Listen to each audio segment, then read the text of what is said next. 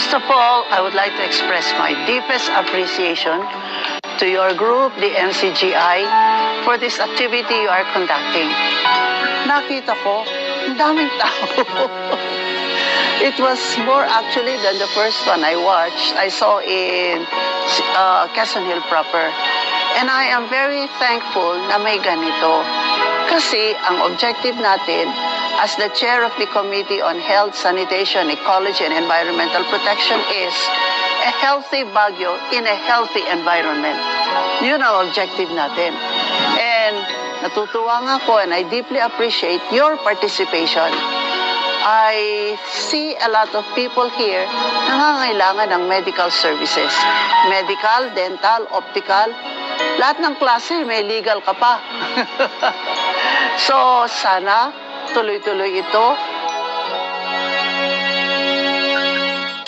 First time po ito na nangyari sa military cut-off and hoping po na continuous po sana dahil kami po ay patuloy pong tutulong sa kung ano pa po ang gusto nyong gawin po dito sa aming barangay or kung meron pa po kayong ibang programs, willing po kaming makipagtulungan sa inyo.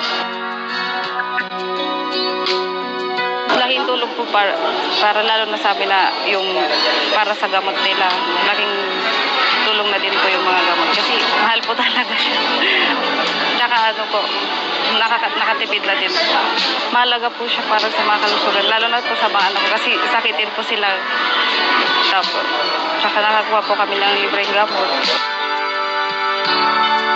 Thankful din kami sa inyo kasi merong pa-merienda, may pa-breakfast, and then may pa-lunch na hindi na talaga mahihirapan yung mga tao na ay nagugutom na. Walang complain na like gutom na or something kasi 'di ba kung magpapa-check up ka sa labas, talagang pipila ka na nga, gutom ka talaga. Mainit. Dito naman kasi, convenient naman since covered court yung ginamit. So, ventilated, hindi mainit. Tapos yung proseso naman is mabilis. Napupuntahan kong medical mission, like, nagka-cut agad sila. Like, unlike here, na i-cater lahat ng darating. And yun nga, yung nasabi ko kanina na may pa-free food pa, which is very, parang nakakakon lang din na syempre hindi namin ina-expect na may libre na nga yung service, tapos may pagkain pa. Talagang maiwasan, talagang alam mo yung parang very thankful kami and grateful.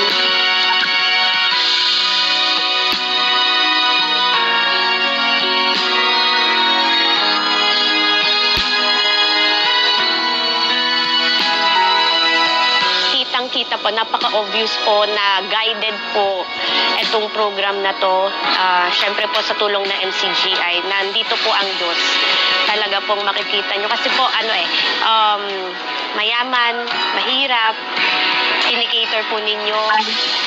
Nangangailangan po ng tulong yung mga tao.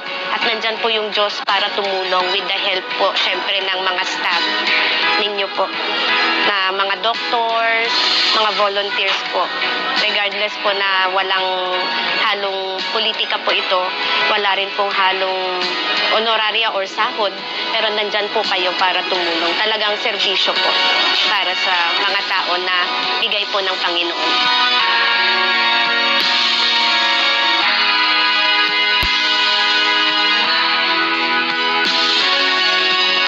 Ang ganitong mga pagkakataon ay nagsisilbing paalala sa atin kung gaano kahalaga ang pagtutulungan at pagmamalasakitan.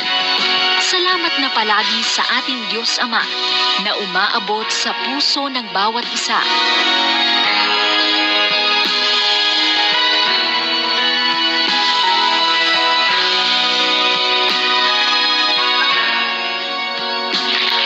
Ipakita natin ang katunayan ng ating pag-ibig.